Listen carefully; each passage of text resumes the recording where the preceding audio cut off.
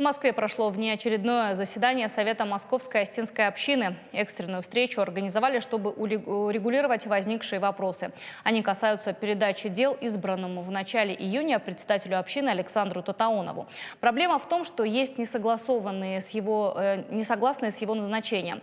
По словам представителей диаспоры, эти люди действуют спорными методами. Например, заблокировали вход в здание общины в центре столицы на Новослободской. Оно сейчас заперто, поэтому заседание Совета провели в помещениях постоянного представительства республики в Москве. Говорили о том, что вносить разногласия в землячество непозволительно. Наоборот, необходимо плотнее работать с выходцами из Осетии, живущими в Москве, привлекать их к жизни общины, развивать коммуникации и методы взаимной поддержки. В заседании принял участие президент государства Алания Анатолий Бибилов. Он уверен, недопонимание между представителями прежнего и нынешнего руководства общины можно преодолеть.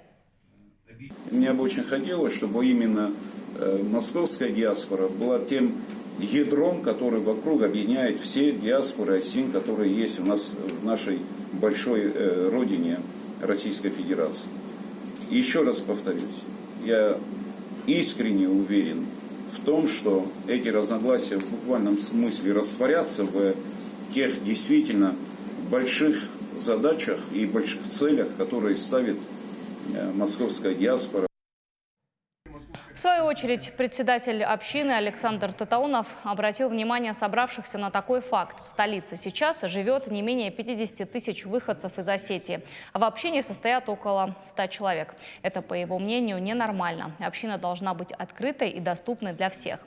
Кроме того, возникший конфликт идет вразрез с самой идеей организации, которая со дня основания строилась на общности и единстве. Александр Татаонов предложил провести внеочередную отчетно-выборную конференцию. По его мнению, нужно пересмотреть положение устава, учредительные документы и структуру общины. Подчеркнул, двери открыты для всех, в том числе и для несогласных с избранием нового председателя. Доступ в нашу общину, я это уже не раз говорил, сегодня повторяю, открыт для всех.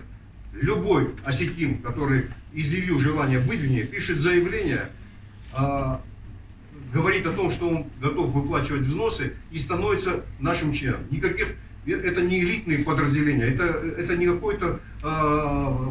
какая-то партия, которая, понимаете, отбирает в свои ряды лучших из лучших, и только те, кто достоин, по мнению какого-то узкого круга,